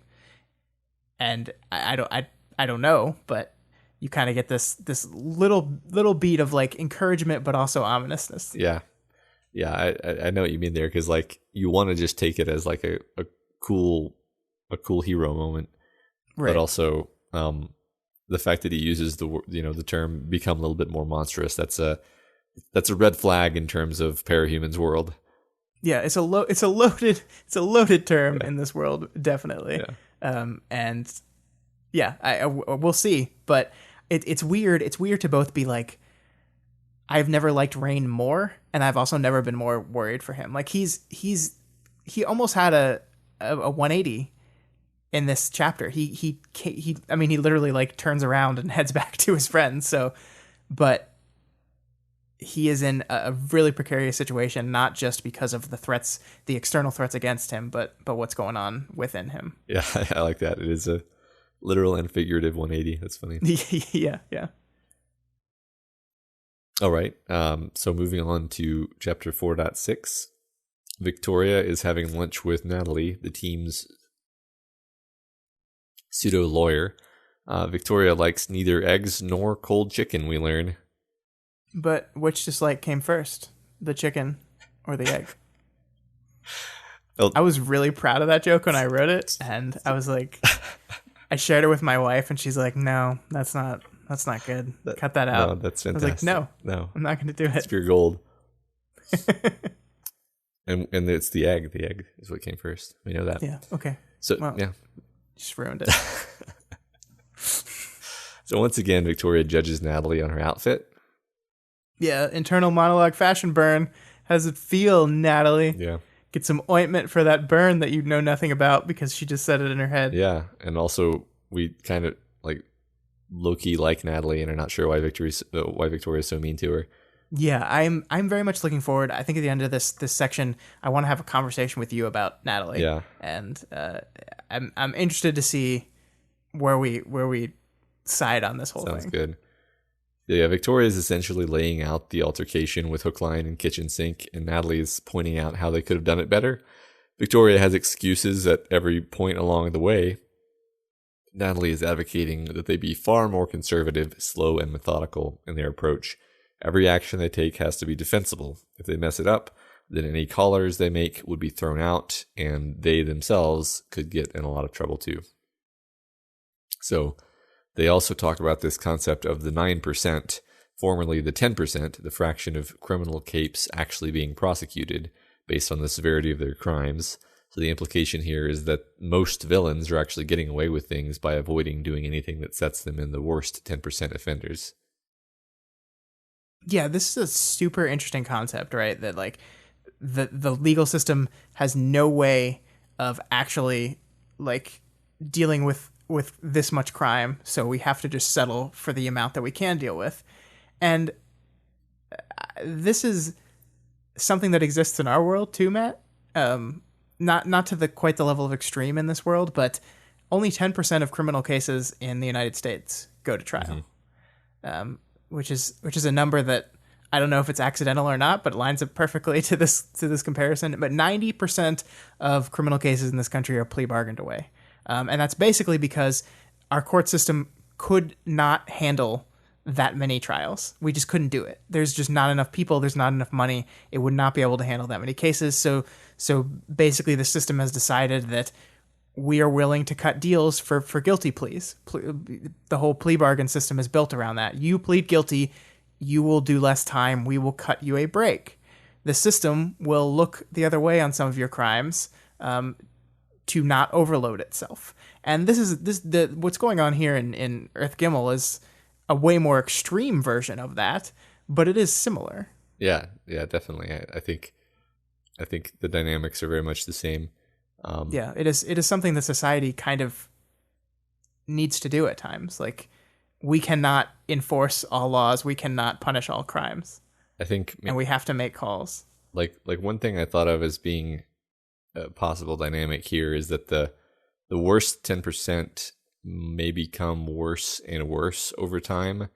Like as fewer of these villains hold back, because I get this, I don't know if this is true or not, but I get this sense that the villains, as almost all the villains, are kind of reining themselves in because they are kind of enjoying this detente with the heroes.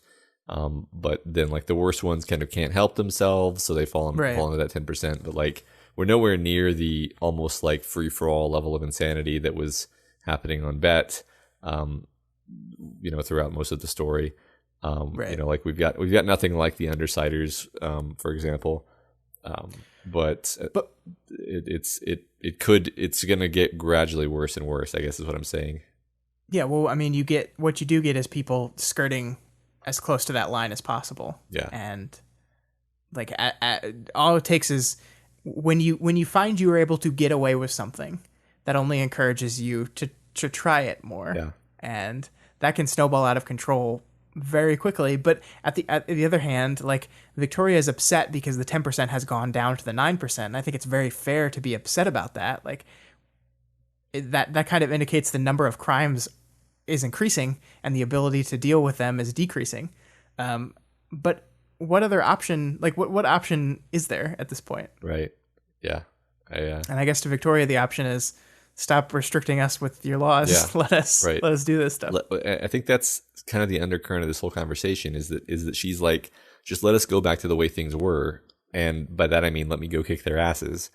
And Natalie is very subtly, I think, trying to convey, like, I don't know if that's the world that we want again. I think that we maybe want something different this time. So we'll get to a few beats where I think that shows through in a very subtle way. At least that's my interpretation of what's happening here. Completely, yeah. So like here's one moment actually. Natalie's forehead wrinkled. It was a weird contrast for someone who had a whimsical pixie cut with a curl at the front and oversized glasses to seem as joyless as she did. She didn't seem to like her meal, and she seemed interested but not excited or engaged by this. And that all that just makes me like really wonder what's going on with Natalie under the surface. Like, why is she doing this at all, and what are her motives, and what is she, what are her, just, I really want to know more about Natalie. Yeah. I mean, and we learn about her connection to Carol here in a bit, so it's hard not to read into that a little bit, that Carol knows how, like, Carol reading room expert, knowing exactly the right thing to do expert, not would position this person to outside, like you get the feeling that Natalie doesn't want to be here, and you get the feeling that Natalie is frustrated.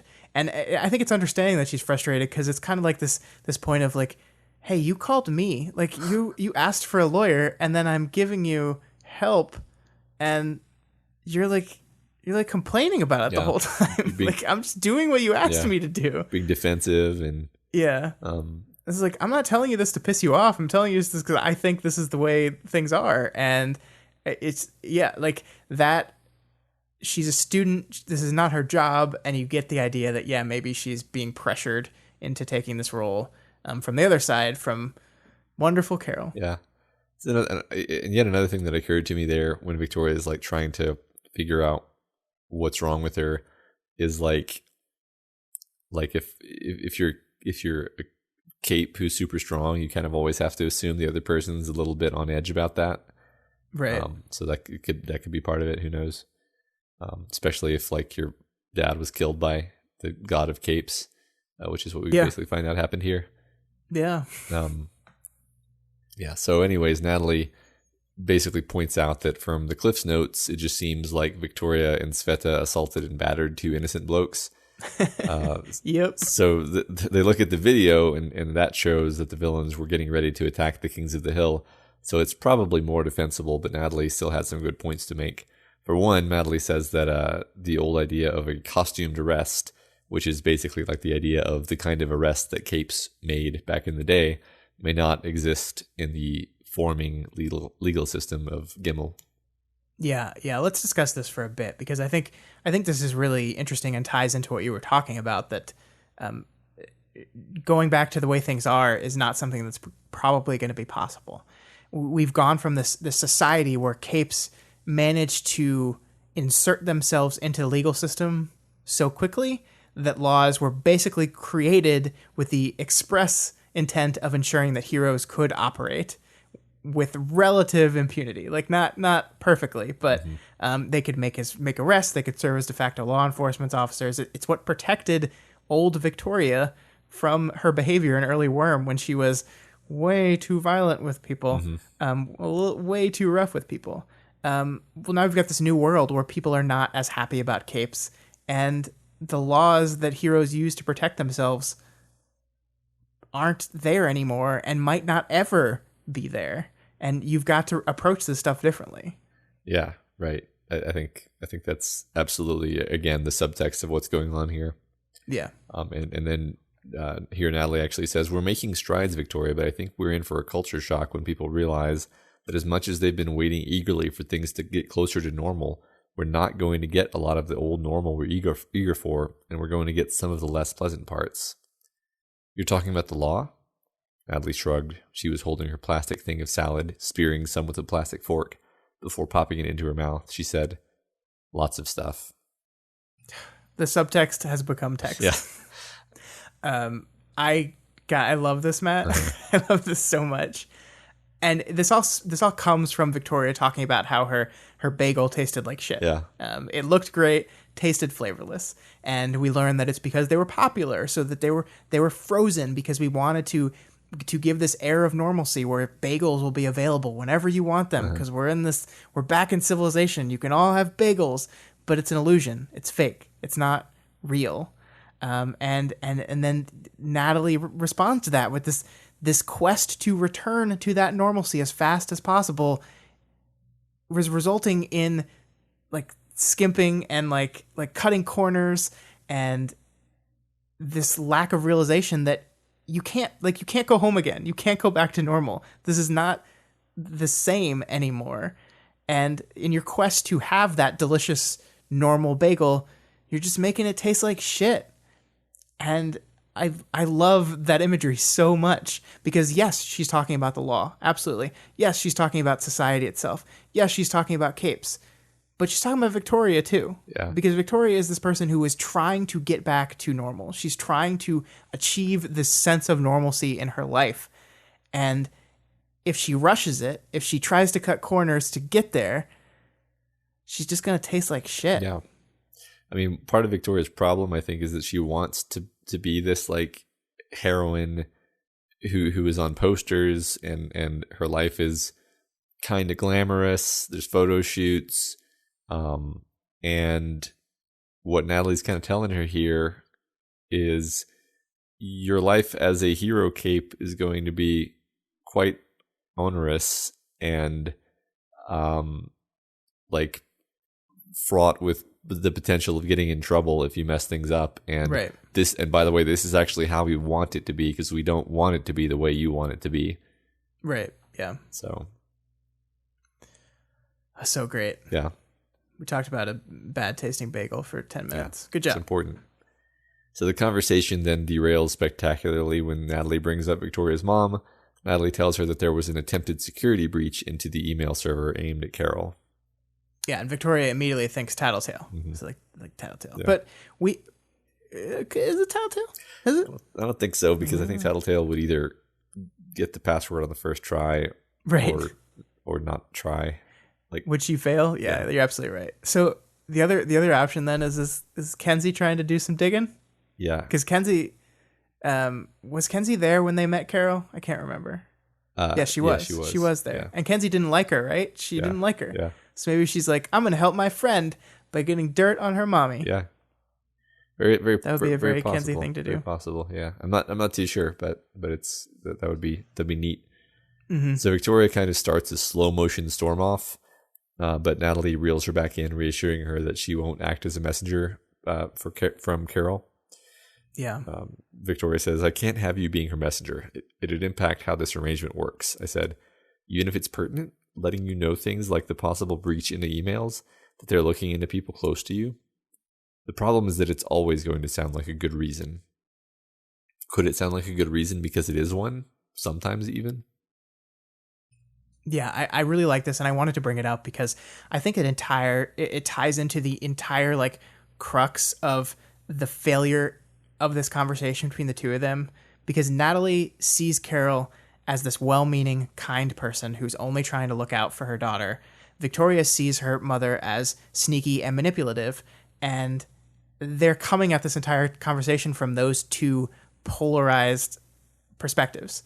And so it's almost as if they're talking past each other, because they can't see what the other person means. Yeah. Because like, and it's brought like it's completely encapsulated in this quote, because like the problem is it's always going to sound like a good reason. And I think Victoria's right there that from what you know her from mother, she would use this idea of, oh, it's pertinent information as always a good reason. But to Natalie's point, sometimes it is actually a good reason. Yeah. And they're not going to be able to actually come to a compromise on this, because they're so diametrically opposed in their viewpoint of the person they're talking about. Yeah. And Victoria is being a bit too hardline about it, I would say, just because it's like, yeah, it is pertinent that somebody's hacking your mom's email. It's pertinent. It's pertinent. Yeah. Like I don't know. Especially when they're pretty convinced it's because of you. Yeah. Like you're just wrong here, Victoria, because if this had been framed differently, you would have been like, of course I want to know that. But because it was framed as your mom wanted me to ask you something, then it's unacceptable.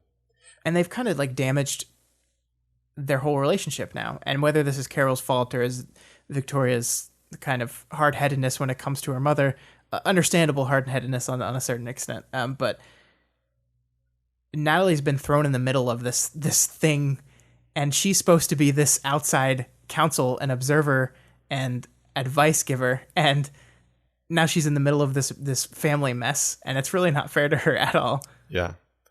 And it's damaged her ability to actually give them good advice, and for Victoria to actually hear and process the good advice. Right.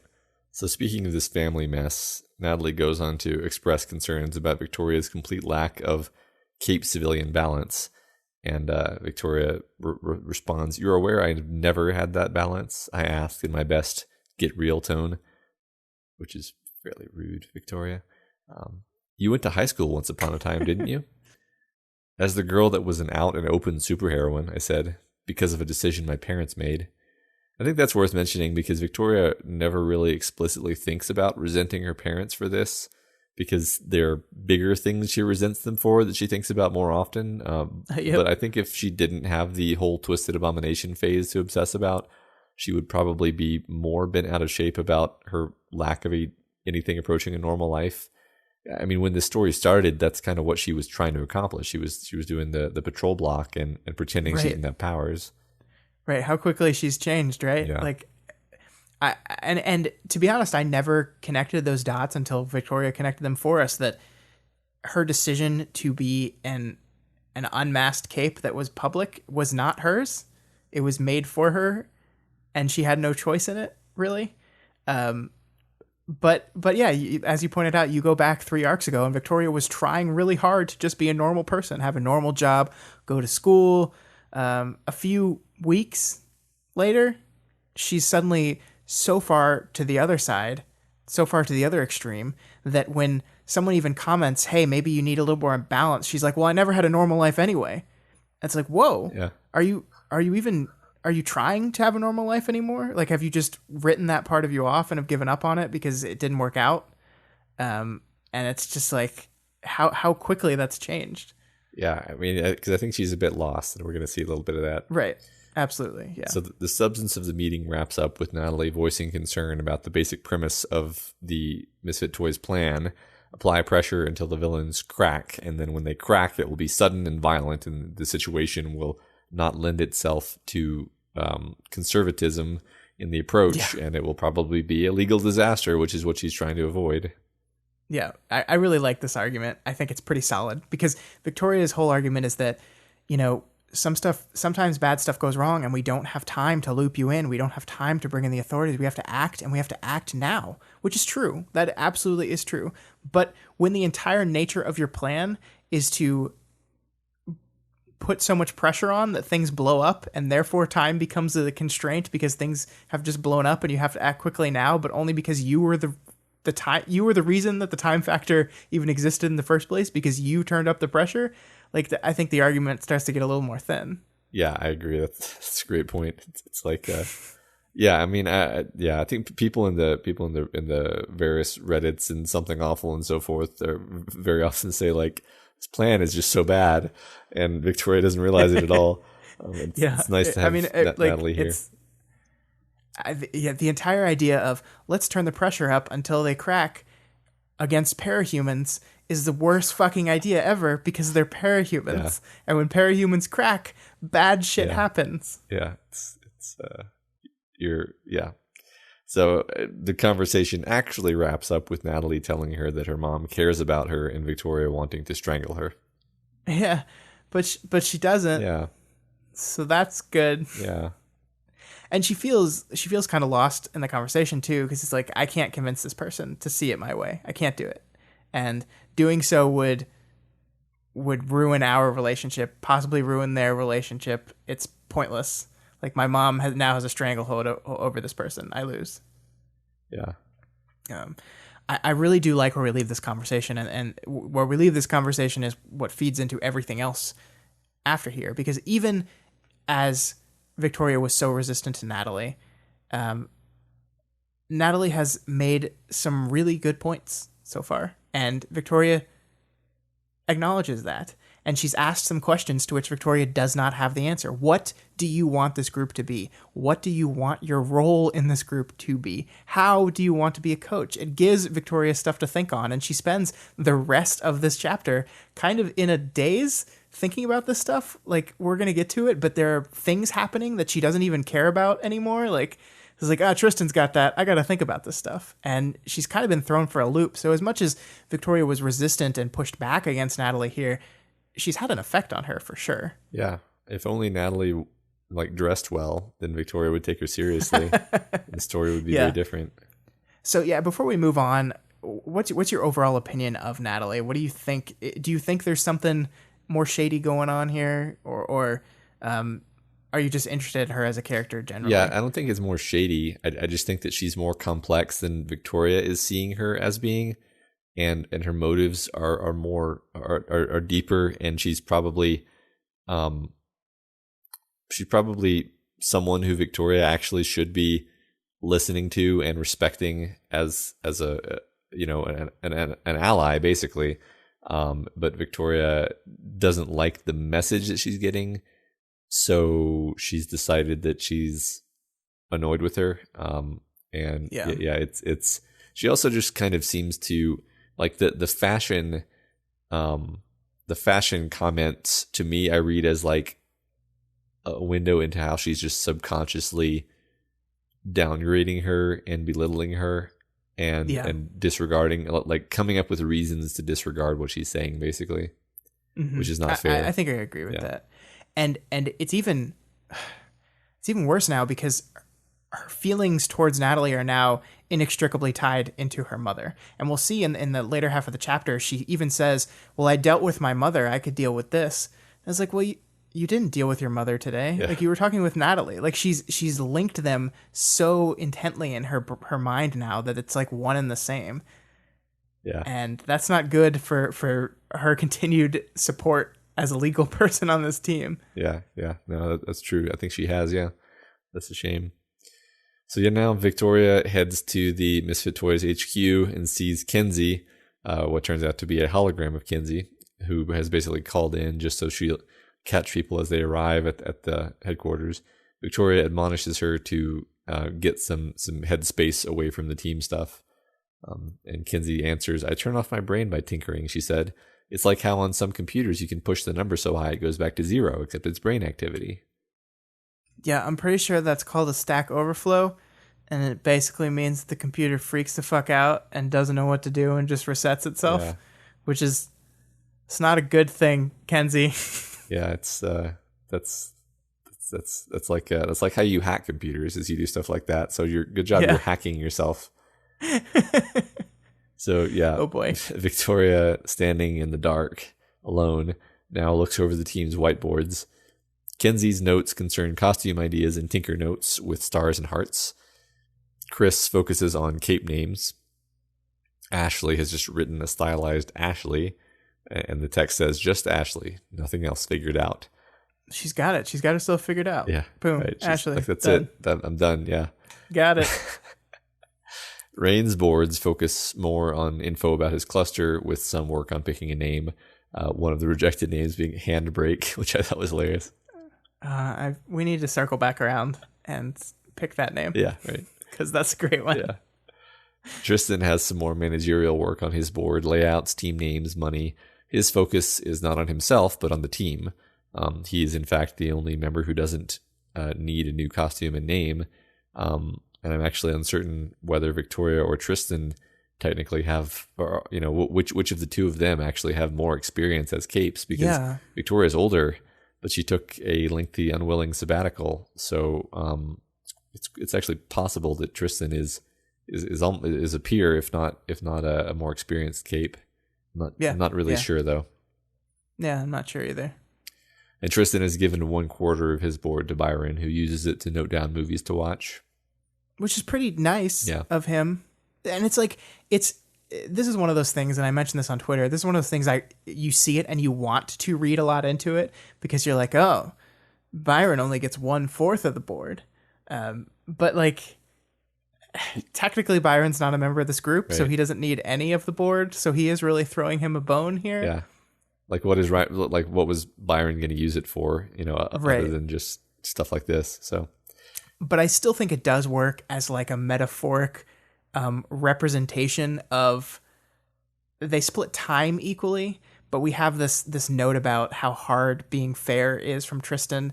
And like, if you use the board as a metaphor for how their power dynamic works, then like Byron is okay getting 1/4 of the power and Tristan is perfectly happy taking 3/4 of it. Again, it might be reading too much into it, but if the board proportions start changing over the course of the story, then I'll say maybe we're not reading too much into it. But for now, it's like, you'd almost read it too much either way. Like, oh no, it's Tristan being nice. Oh no, it's Tristan being scared that he's going to get shot by an assassin. So I don't know. It's interesting to think about though. Yeah. Sveta's board is a mix of art and cape names, with like each of the names associated with the drawing, like a conceptual art drawing on the board, which is pretty awesome. And then Victoria thinks about how they need help, and she thinks about her own path. Yeah, and I don't want to go too much detail dissecting each one of their whiteboards and what it means, but I think like big picture, we have Victoria sitting in the dark surrounded by like the physical manifestation of everyone on the Misfit Toys and their problems. Who they are, what their problems are, what their wants are, what their needs are, and she's surrounded by all these things, and her response to that is, they need help. But what kind of help? What do they need from me?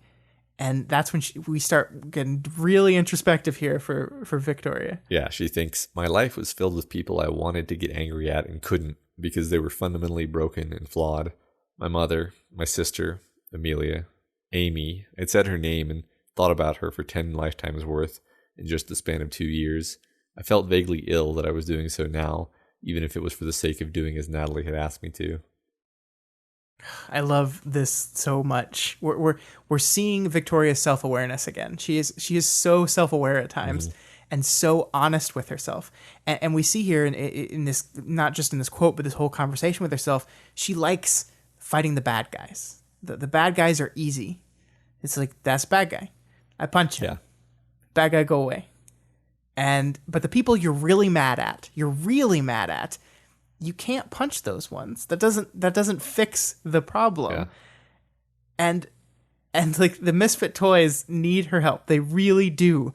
But I don't think they need Victoria to just punch stuff. Yeah. That's not what they need. It's not the easy, non-complicated fight the bad guys kind of help. It's the messy, complicated dealing with issues and problems and anger that you can't physical your way through. And I think that's a revelation for her that maybe what they need from her isn't what she thought it was. Yeah. There's so much going on here because particularly in this quote, how she wants to get angry at, like you just rearrange the sentence. It's syntactically valid to say, I wanted to get angry at Amy, but couldn't because she's fundamentally broken and flawed. So it's like she can't. She's kind of realizing she can't really be angry at her, which is interesting because she has all this anger, obviously, and all this right backed up, trauma of various types. But yeah, it's very interesting, reflective moment. Yeah. So now Sveta and Ashley arrive, and they quickly start talking about Ashley's new persona. Is she going to keep the same aesthetic of the black dress and so forth, and the name Damsel of Distress? And at first she argues that she needs her current identity. Victoria points out that if she sews her hair into her costume, it could make her costume immune to her power. Ashley shows her... Oh, okay. Yeah. Ashley shows her that her hair turns white when she uses her power, so she can't sew it into a black dress. And Victoria has this moment of, I was actually enjoying myself because of the puzzle and because it was my longest interaction with Ashley that hadn't come to blows. Hooray. I'm not sure why exactly I felt it necessary to pull this out, but she looks over at Chris. Chris was wearing a newer t-shirt with a Gorn Metal Band's album cover on the front. So is Gorn Metal like a world building touch? Is that like a bet thing? Because I don't think that's a real thing. Yeah, a quick Google search says that the Gorn are the fake lizard people from the original Star Trek. So, yeah, I don't think it's a real world thing. Yeah, and if it is, then educate us, please. Yes, please. Yeah. Tell me what Gorn Metal is. Yeah. So Chris mentions having used indulgence for a while and then says that he'll hit anxiety a few times to put some motive behind it. So like you said a while back, Scott, it's like he's cutting together different drugs to get his desired effect. Yeah. So this conversation with Ashley continues. Victoria spins her suggestion as being a way of having a separate hero identity, so the villain and hero versions of Ashley don't get mixed up. The plan would be to cut off her hair and use a white goth look with black accents. Kinsey jumps in and tells her that she had a prior idea for a birthday present that would make Ashley's eyes appear totally black or totally white. It seems like it's Kinsey's enthusiasm more than anything that sways Ashley. Yeah, but I think we have to give Victoria credit here because she is really good at directing Ashley down this path. I think we see that she understands her and she knows how to start her down that road that leads to her imagining it's a good idea. And that's really important because she even admits here that they are very similar, that they are alike in some ways, and therefore she knows how to push her along. Yeah, I think you're right. You also just like completely skipped over the part where it's mentioned that someone impregnated their costume with hair. What is with this book and impregnating things with weird things? Oh, And I like that somebody's like, yeah, I think I know which cape you're talking about. And it's just like, well, that's just weird. Why would you know that? Yeah. So now we're kind of wrapping up the chapter, and Auger calls in for the conference call. But this kind of doesn't immediately go anywhere. I think it's just kind of setting up for what's next. Yeah, but I mean, Victoria literally says, Tristan's got it. Yeah. Like, I got stuff to think about here. Yeah, I'm going to zone out because... This is our entire plan. This is like a big cog in our plan, but I got to figure my stuff out. Which, I mean, she does, to be fair. Yeah, right. It makes sense. It's just it's interesting to see. So Rain calls and says that he wants to talk and he wants to bring Aaron. And Victoria's response to this is gut feeling, but we'll meet him to talk somewhere nearby as soon as this call is wrapped up and we've seen how they respond. Half an hour should be plenty of time, but let's not do it here, I said. And I was immediately like, why? I mean, it's not just because Aaron's with him that they don't want that they don't want her that they don't want them to come to the headquarters. What is she reacting to here? Well, yeah, I mean, we see in this moment she has this moment of clarity, right? That she has cracked the puzzle, she's solved it. Why Yamada asked her to be here, and if we try to parse this, because I thought about this for a while too, if we try to parse what we know from this, what we learn as part of this code cracking is that Yamada asked Weld to do this first. And Weld said he couldn't right now, but he could maybe come in the future. And Yamada's decision to that was, nah, I'll go Victoria. So you're forced to kind of take two things from this, that time was a factor and she couldn't wait, and that it wasn't Victoria specifically that she needed for this role, right? It was not like, we always thought like it was something she saw in Victoria specifically for this, and it doesn't necessarily seem to be like that. So then you start thinking, well, what are the similarities that Victoria and Weld have? What are they like? Well, they both really like Sveta. They're both really hard to injure. They're tough. And they legitimately care about people. So that doesn't really help. I don't know what to do with that. They both had some experience being monstrous in appearance. Yeah, that's true. That's true too. They both struggled with those similar things and successfully gotten past them, which makes them, a better sort of positive example of the fact that you can get past these things. Right. But we also see that Victoria says, I'd been asked to be here. I was damaged and Miss Yamada knew it. Why was I here then? Yesterday, I might have said it was so I could provide this kind of direction and guidance, so I could talk to the lawyer, handle situations like Kenzie's and Ashley's, and be friends to Sveta. So yesterday, that implies that she now thinks that is not her role. That is not why Yamada put her here. And so, I don't know, what do you think of that? Yeah, no, I think what we're learning here is that she's had some insight and she's updating her interpretation of why she's here at all, right? Which is interesting because Yamada was never terribly explicit about what was going on. Like Yamada did not say like, okay, here are the problems with these people and this is what I need you to, this is why you're here. Yamada was just kind of like, okay, all right, sounds like you're going to go off with them. Sounds good to me. Later. Yep. And that was a positive outcome as far as Yamada was concerned, I think. So yeah, interesting. Please continue your analysis though. So the last thing here, the last thing we know is the moment that the feelings crystallized for Victoria. So we see it's when Rain wants to know if people are okay with him inviting Aaron. They're still half an hour away. She gave him a ride and they stopped along the way. He says it's safe, no trouble, but he wants to talk and he wants her here when he does. Tristan's voice was just a bit tight. I have suspicions, Sveta says. I know, I think, Tristan says. And that is the moment. With that, I felt like the musings crystallized. I wouldn't know until I talked to Jessica, but I had more of an idea. Things made a degree of sense. So it is in this moment when the team is being suspicious of Rain showing up with Aaron that her theory crystallizes. After Tristan's voice is tight. After Sveta says she has suspicions. So what is going on here, Matt? I mean, Tristan knows that it's something to do with the Fallen, and right. Sveta, I think, suspects or knows part of it. Right. I don't know. I don't know what's going on in her head exactly. So do you think? I mean, I don't think she's cracked that it's the Fallen. Like, there's nothing in here to indicate that she would have the ability to make that kind of logical leap. Yeah. No, I don't know.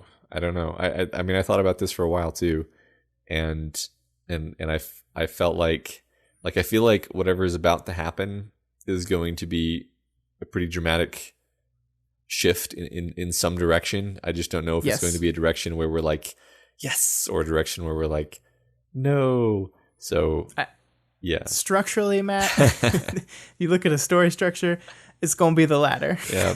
This is not going to be a good shift. Maybe this one's not going to be like Worm, though. Maybe it's going to be happy. Okay, whatever. Uh-huh. Do you really believe that? No. Okay. No. All right, well, that's it, though. We won't know the answer to that until hopefully next week, maybe longer. Yeah. And that's basically how the chapter wraps up is we're gonna Rain's gonna come talk to him. I didn't pull out any names this week. We got Seer, I guess, who was the for the name game, who's like a demon from some kind of old book on demonology, who's apparently like a very fair, beautiful demon who is allegedly, according to the book, not an evil demon, just a very ambivalent demon. Oh, well, good. Yeah. Like, doesn't really care what you're asking him to do when you summon him, which is a thing that you can do apparently with books. I didn't know this. And he's of course an ugly man in reality, and that just reminds us, I think, that the Fallen tend to use these demon names, which we knew that already, but kind of it's been a while since we were refreshed on that. Mm. So this discussion question this week is: what would be a good way to structure a legal system around the existence of superheroes and supervillains? Yeah, so tying into Natalie and Victoria's whole conversation, I think that's going to be a good one. I'm interested to see what people come up with. We want questions that stir conversation. So we don't want to just be like, guess what happens next? Right. We want to get you guys talking and thinking. So I can't wait to see what people come up with on this one. Yeah, me too. And that's all we got for you this week on We've Got Ward. Remember, you guys are all a part of the show now, so feel free to provide us with advice, questions, or thoughts on this week's reading. You can reach us via email at gotwormpod@gmail.com or on Twitter @gotwormpod. My personal Twitter is @scottdaily85, and Matt's is Mordinaflop. Yep, and if you're not already subscribed to We've Got Ward, we strongly recommend you do so and never miss an episode. You can find us on iTunes, Stitcher, YouTube, Google Play, and pretty much anywhere else in the world you can listen to podcasts. As always, you can find this, all the other podcasts we do, and all of our writing, essays, film and TV criticism, and more at dailyplanetfilms.com. This week on the Made feed, Matt, Daniel, and I dove into Black Panther, which is a movie that we had a handful of problems with, but still I think liked it quite a bit, right, Matt? Yeah, I think it's just all too easy to nitpick things, but we did enjoy the movie a lot. Yeah. Also, our podcast, Vow to View, is hanging out its new time slot on Friday mornings. This week's, we're talking about the Winter Olympics and watching some two Olympics movies that they're not great. I picked a good one. Elise didn't. So yeah, check that out. That's right, Scott. And if you like any of these shows and want to support them, consider donating to our Patreon account, patreon.com/dailyplanetfilms. Think about donating $1 a month or whatever else you can afford. Special thanks to new Captain Planet in Seven Shand at the $10 level, and Planeteers Chad and Parallax at the $1 level, and Mateo and Jay at the $2 level. And as always, make sure you go over to Wildbow's Patreon and make sure to donate to him as well. because this is his world. We're just playing in it. Yeah, gotta unlock those bonus chapters. Mhm. And if you can't afford to donate right now, that is absolutely okay. You can instead help us out by heading on over to iTunes and leaving us a rating and a review. You guys are like killing it with the reviews. We got like 5 new ones in the past week and a half. So I have a bunch of them to read, but we're only going to do one this week.